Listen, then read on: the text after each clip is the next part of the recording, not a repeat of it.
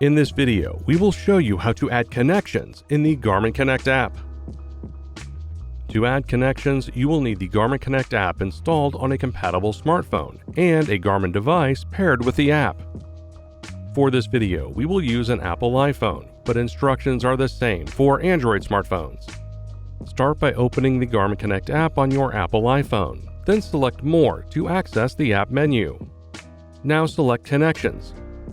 Select Find Friends to see a list of suggested connections. Find friends by linking to your Google account or linking your smartphone contacts with the Garmin Connect app. Select Invite Friends to send an invite via text message or email directly from your smartphone. Select the magnifying glass icon to manually search the name or email address of another Garmin Connect user. When you have found a connection you want to add, select Connect. A notification will be sent to this connection.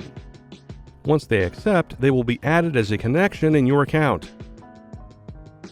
And that's it. You can now find and add connections in the Garmin Connect app. Thanks for watching. For more help, please visit support.garmin.com.